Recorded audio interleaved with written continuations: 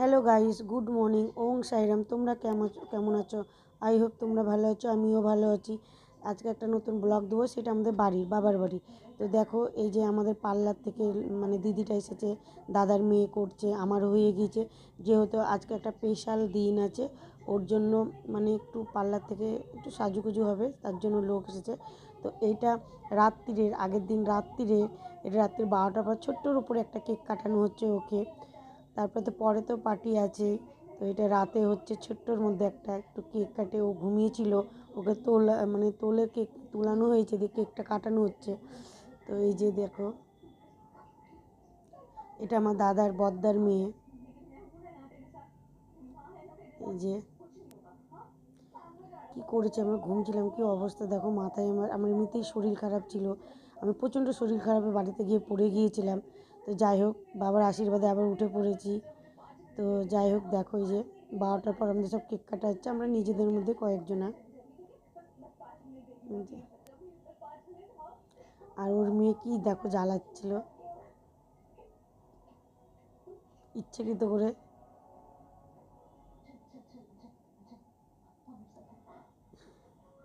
একটু দুষ্টুমিগিরি করছিল। পরের দিন এই যে কেক কাটছে,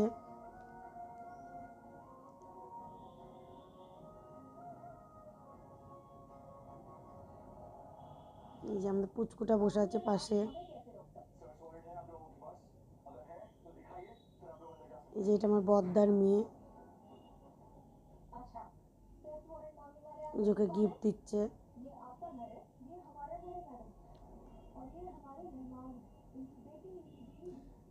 আর এটা হলো দাদার মেয়ে, এটা কিন্তু মার মেয়ে, ওরা এটা মেয়ে, যাকে গিফট দিচ্ছে তার মেয়ে ওইটা।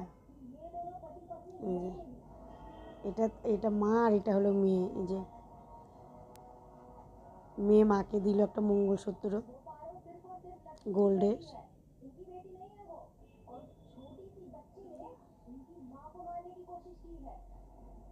তো ওর জন্যই বাড়ি আসা আমার। তো বাড়িতে এসে প্রচণ্ড শরীর খারাপ হয়ে গিয়েছিল আমার। এই যে খুব মজা করেছিলাম।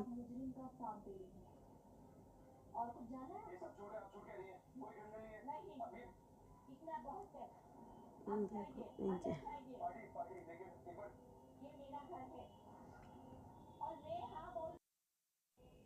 এই যে এবার মাথায় সবাই যে যেমন পাচ্ছে মাথায় স্প্রে করে, দেখো কি অবস্থা, যাকে যাকে যে পাচ্ছে একদম মাথায় স্প্রে করে দিচ্ছে।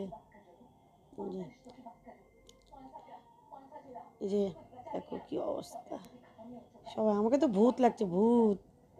দেখো কি অবস্থা আমার এমনিতে কিন্তু শরীরটা ভালো না, তার সত্ত্বেও খারাপ লাগে। অত দূর থেকে ও নিমন্ত্রণ করেছিল, ওর জন্যই আসা। তো দেখো কি অবস্থা। ওর কিন্তু দুটো মেয়ে মনে হয়, দেখো দেখে ওকে। যে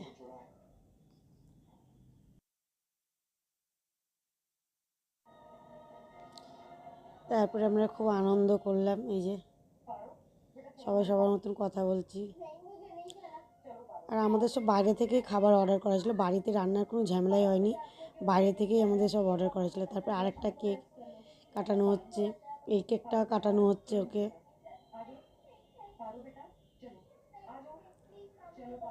এই যে এই কেকটা কাটানো হলো সদ্য। এই যে গাইস, এবার আমি নিজে নিজে একটু রেডি হয়ে যাচ্ছি। এটা ভোরবেলায় উঠেছি আমি, যেহেতু এবার আমার সময় ছুটি হয়ে গেল আনন্দ করার, এবার যেতে হবে আসল ঘর। তো যাই হোক, আমি পুরো রেডি হয়ে এবার নিচে নামবো, যেহেতু আমি চলে যাচ্ছি বাড়ি থেকে। অনেক আনন্দ করলাম, থাকলাম, এবার তো আসল জায়গায় যেতে হবে, তাই না? তো তারপরে চলে এলাম বহরমপুর স্টেশনে, যেহেতু বহরমপুর স্টেশন থেকেই যাব এবার বাড়ি। এই যে ট্রেন আসতে একটু সময় আছে, রাইট টাইমে ট্রেনটা এসেছে, কিন্তু আমরা একটু আগেই বেরিয়ে এসেছি। ওর জন্য আমাকে এগোতে এসেছিলো আমার দিদি আর দাদার মেয়ে, যেহেতু আমি একা আসছি না, ওরা এগিয়ে যায়। এই যে কলকাতায় নামলাম, কলকাতায় নেমে তারপরে ধর্মতলায় গেলাম, নিউ মার্কেটে কিছু শপিং করলাম, তারপরে মেট্রোতে চাপলাম। এই যে গঙ্গা দেখো, নীল হয়েছে, গঙ্গা তলা দিয়ে যাচ্ছে। মেট্রোতে চেপে দেখো কি নাইস লাগছে না, আমার তো খুবই ভালো লাগছে।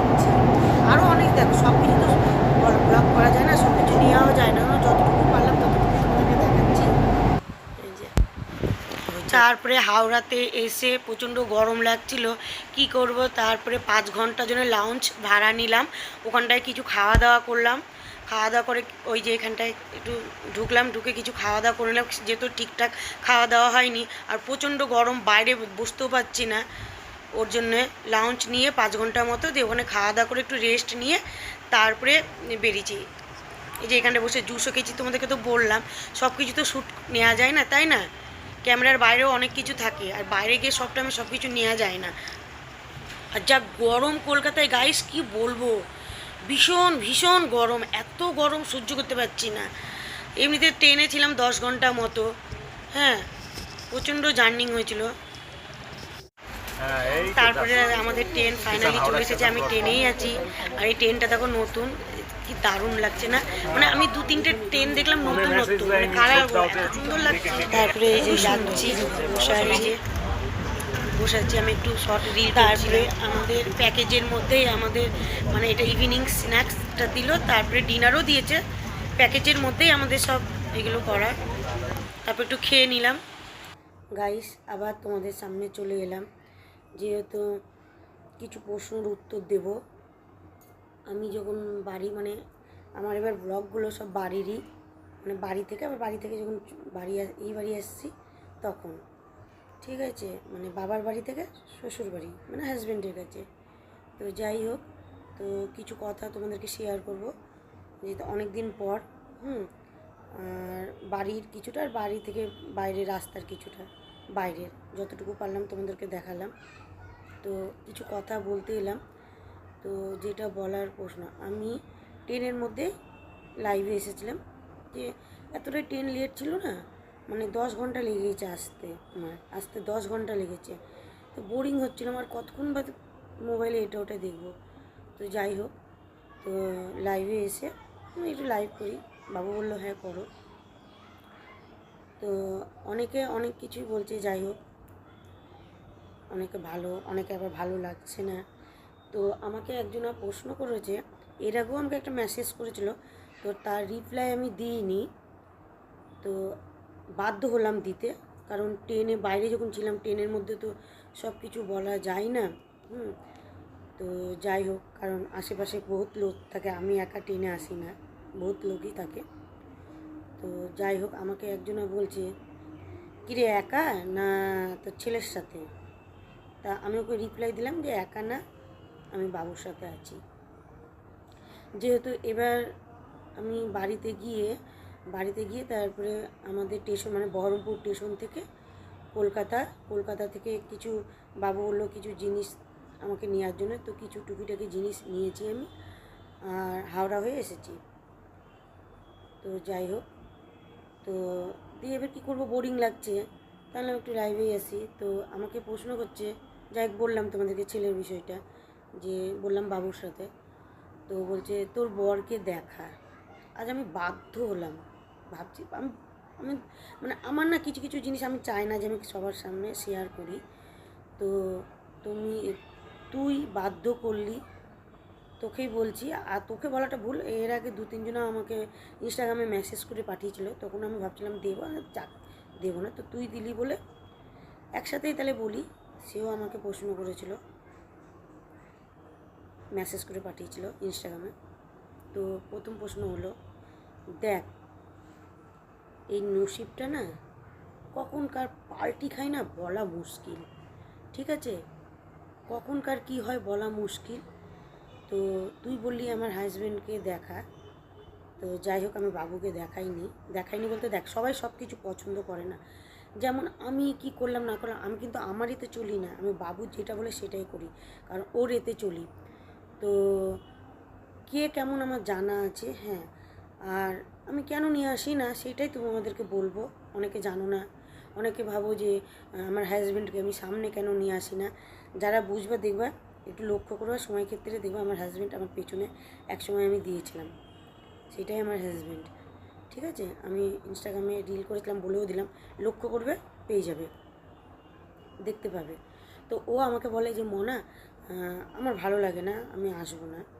ঠিক আছে, দেখো এটা যেমন আমার শ্বশুরবাড়িতে অনেকে মানে আমি করি কোনো কোনো প্রবলেম নেই, কিন্তু অনেকে তো সবাই সব কিছু প্রবলেম মানে ভালোবাসে না, সেটা তো আগেও বলেছি, আগের ব্লকেও বলেছি। তো কী রে, আমার রাগ উঠত না, কারণ এই প্রশ্নটা করলো যে কী রে লজ্জা পাচ্ছিস, কিসের জন্য লজ্জা পাবো? আমি কি চুরি করেছি, না কারোর বর কেড়ে নিয়ে চলে এসেছি যে আমি লজ্জা পাবো? আমি কারোর বর কেড়ে নিয়ে এসে পালিয়ে এসেছি, না কিছু চুরি করেছি যে আমি লজ্জা পাবো? সবাই সব কিছু পছন্দ করে না। হ্যাঁ, সবাই হয়তো ভাবতে পারে যে আমি করি, আমি আমি করি না, আমাকে করাই সেটা বাবু মানে আমার হাজব্যান্ড। ওকে, তো আমি যেটাই করি ওর চয়েসে করি, ঠিক আছে? আর বাধ্য হচ্ছি, গাইস কেউ মাইন্ড করো না, কারণ কিছু কিছু আছে, বলে দিচ্ছি, মহিলা কিছু কিছু ছোটো লোক মহিলায় আছে, অভদ্র, অশিক্ষিত, আর কি বলবো বলো, বাধ্য হলাম ওদেরকে বলার জন্য। আছে কয়েকজনে, আছে কয়েকটা মেয়ে আছে, 3-4টে তো হবেই। তো যাই হোক, আমার ভালোটা না নিতে পারছে না, মানে এরকম ফেটে যাচ্ছে কেন রে ভাই?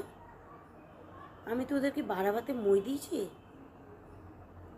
আমি কি করলাম না করলাম সেটা আমার বাবু দেখবে, তো ওদের এত ফাটছে কেন? হ্যাঁ, আর সেটা আমার পার্সোনাল ম্যাটার, আমি তাকে দেখাই কি না দেখাই সেটা আমি বুঝবো, আমার বর বুঝবে, তাই কি না? তো আমি দেখ, আমার মানে বলতে নাই, আমি বাবার আশীর্বাদে মানে কালো কয়লা থাকে না, কয়লার মধ্যে থেকে হিরে পেয়েছি, ঠিক আছে? কয়লার মধ্যে থেকে হিরে পেয়েছি, কারণ আমি জীবনে কাউকে ঠগাইনি, ওই জন্য আমার বাবা না আমাকে হিরে দিয়েছে, এই নসিবটা। মানে অনেক হয়তো ভাববা যে গর্ব করছে, গর্ব না, এদের না খুব বাজে কথাবার্তার জন্য আমাকে বলতে হচ্ছে, ঠিক আছে? তো আর কি বললো যে আমি যখন বললাম না, তা আমি বললাম যে না রে, আমি তোকে আর কি মারলাম, বাবু আসতে চায় না, তো বললো না না আমার বাবু ভালো করছে না, আমি এরকমই চাই। তো শোন, চাই বললে হবে না, এই নসিব নসিব, কার কখন কি ভয় বলা মুশকিল। আর আমার মা, আমার দিদি, যাকে আমাকে খুঁজে দিয়েছেন, আমি খুবই খুবই হ্যাপি। আমার একটু যদি হাত কাটতে না, আমার ব্যথার থেকে ওর মনে হয় ব্যথা হয়। আমার বাবা আমাকে নসিব করে এরকম পেয়েছে, মানে আমি হিরে পেয়েছি, হিরে, এত ভালো। তোদের আবার নজর যেন না লাগে, আমার বাবার আশীর্বাদ আছে আমার উপরে, ঠিক আছে? কথাবার্তাগুলো এমন এমন বলে, কেন দেখায় না, কেন দেখায় না?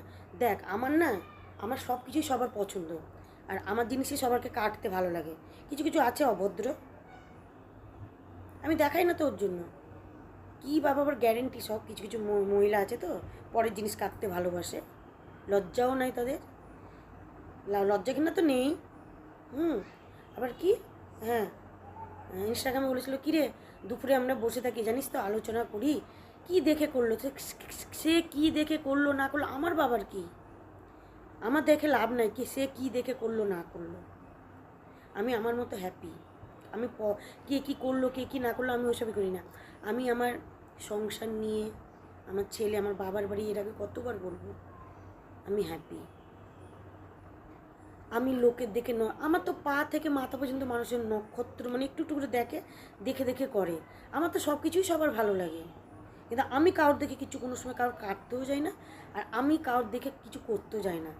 ওই অভদ্র ছোটো লোক যারা, তারাই আমার দেখবেন ন্যাক করে, তার কারা তো গাইয়া ধূররা তো দেখেই তো শিখছে, আমার তো দেখে অনেক কিছু পরিবর্তন হলো, দূর থেকে একটু মানুষ হলো। মানুষ কারোর মতো হতে গেলে কি হতে পারে? আমার ফ্যামিলিতে তো বলতে নাই, আমার ফ্যামিলি তো বেশিরভাগ সুন্দর, তো আমি তো ওদের সে তুলনায় আমি তেমন না। আমার দাদার মেয়েরা খুবই সুন্দর, আমার দিদিরা, সে তুলনায় আমি কিচ্ছু না ওদের কাছে, এক বিন্দু ওদের মতন হতে পারিনি। তো তার মানে আমাকে এই করতে হবে যে ওর মতো সুন্দর হতে হবে, যে যেমন ভগবান যাকে যেমন বানিয়েছে সে সেইভাবে থাকবে। আমি তো কারোর দেখে ন্যাক করতে যাই না, কারোর দেখে এইটা কিনি না, কারোর দেখে এরকম করি না, ওরকম করি না। তোদের এত ফাটছে কেন রে? তোদের ফাটছে কেন? আর শোন, তোদেরকে কোনো দিন বলিনি, শোন, আমার বর জানিস তো আগে থেকে মডেলিং করতো, তো আমি যেগুলো ড্রেস পরি, ঠিক আছে, আজকে বাধ্য হলাম বলার জন্য, ড্রেস বল আমার থেকে না ও বেশি জানে। আমি তো জানি, যেহেতু এককালে আমি পার্লারে ছিলাম, ঠিক আছে, পার্লারে আমি সব ট্রেনিং নিয়ে আমার সব কিছু শেখা আছে, তো আমি তো জানবো, তার থেকে আমার বাবু জানে ডবল। যত ড্রেস পোশাক না সব ওর চয়েসে, আমি অত করি না। ও সাথে যায়, হাতে করে নিয়ে আসে ও। আমি গয়না পরলো জ্বালা, গয়না তো পরার জন্য। আমি ড্রেস কিনলে অনেকের বলে যে এত ড্রেস, আরে বাবা কারোর বাবার নিচ্ছি নাকি? এত ফাটছে কেন রে তোদের? এত ভেবে উঠতে পারছি না। আমাকে দেখবি যে কাউ দেখে ন্যাক করতে বা কাউর কিছু করতে না, কাউর কিছু কেড়ে নিয়ে ও আর কি এমন করেছিস জাদু? আমাকে জাদু পুরিয়া করতে হয় না। আমার জাদু পুরিয়া কে জানিস? আমার বাবা, আমার সাই বাবা। আমাকে জাদু পুরিয়া করতে হয় না। জীবনে কারোর ক্ষতি করিনি, কাউকে আঘাত দিইনি, কাউকে করিনি। বরঞ্চ আমাকে মানুষে আঘাত দিয়েছে, কষ্ট দিয়েছে, অবহেলা করেছে, কিন্তু আমি কোনো দিন কাউকে করিনি, এখন পর্যন্ত করি না। এখনো যেখানে যাই আমি ভালোবাসা জিনিসটা পাই। তো আমার বাবু আমার জান, আমার হিরে। ও যদি বলে না যে ওর জন্য মরতে, তাও আমি আমার বাবু, আমার হাজব্যান্ডের জন্য আমি জান দিয়ে দেবো। এত ভালো, তোদের যেন কোন নজর না লাগে। আমার বাবা দিয়েছে, আমার মায়ের, আমার দিদির কথাতে আমি ওদের পছন্দই করেছি, ঠিক আছে? আর আমার বাবা দিয়েছে, নিশ্চয়ই বাবার আশীর্বাদ আছে ওর জন্য। আমার গুণ বশ করেও রাখতে হয় না, ওটা গুণ বসের ভালোবাসা। মনটা ভালো রাখ, ভালো কর, সব পাবি। তোকে আমি টেনেই উত্তর দিতে পারতাম, টেনেই উত্তরটা দিতাম, কিন্তু আমি তোকে দিলাম না, যেহেতু তোর মতো তো না, পাশে আশেপাশে সবাই আছে। আর শোন, ইনস্টাগ্রামে কি মেসেজ করে আমাকে বলেছিস, আমার কোনো ফালতু মেয়ের জন্য আমাকে কেউ মেসেজ করবি না। কার জন্য করছিস না করছিস তোরা জানিস। তোরা কি দুপুরবেলায় বসে আলোচনা করিস না করিস তোদের ব্যাপার, আমার ব্যাপার কি? আমি নিজের বরের খাই, নিজের এতে থাকি। গাইস কি বলবো, কিছু কিছু আছে বাধ্য হয়ে বলতে। আমার ইচ্ছে করে না যে কাউকে এসব কথা বলতে। আমি যেটুকু আমি নিজের মতো করি, আমি পোস্ট করি, ঠিক আছে? তাও বাবু বলে তাই না তো আমার ইচ্ছে করে না। এসব মহিলাগুলো এমনই ধুর না, জানে না, সময় সময় হাসিও পাই দেখে। তো মানুষকে দেখে হাসতে হয় না, ওদের ব্যবহারে বলছি। অনেককে ব্লক করে দিয়েছি ব্যবহারে।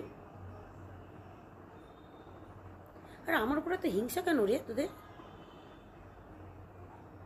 আমি তো হিংসা করি না তোদের উপরে। ফালতু যত সব। নেক্সট দিন তোদের সাথে কথা বলাই বন্ধ করে দেবো। শিখলি তো আমার দেখে, কিছু তো জানতিস না সব। আমার দেখিস আর নকল করিস, ধুর কোথাকার। কর না, তারপর আমার পিছনে লাগতে এসছিস কেন? অসভ্য মহিলারা কোথাকার। তো গাইস, এই যে এখন বাজে 6টা 15। তো সারাদিন আজকে কাজ করতে করতেই টাইম পেয়ে গেল। যেহেতু বাড়িতে না থাকলে পুরো কী যে অবস্থা হয়ে থাকে বুঝতেই পারছো, সবাই জানো বাইরে থাকলে। তো যাই হোক, আমি যতটুকু পারলাম এবার আমার ফ্যামিলি নিয়ে, বাড়ি নিয়ে একটু ব্লগ করলাম, কিছুটা বাইরের ব্লগ করেছি। তো যদি ভালো লেগে থাকে একটা লাইক কমেন্ট শেয়ার করে পাশে থেকেও সাপোর্ট করো, আমিও তোমাদেরকে সাপোর্ট করব। নেক্সট ব্লগে আবার আসবো। সরি মানে গাইস, তোমরা মাইন্ড করো না, ওই অভদ্রদেরকে বললাম, 3-4টে আছে জানো তো, তাদেরকে বললাম। তো নেক্সট ব্লগে আবার আসবো। ওম সাইরাম, লাভ ইউ অল।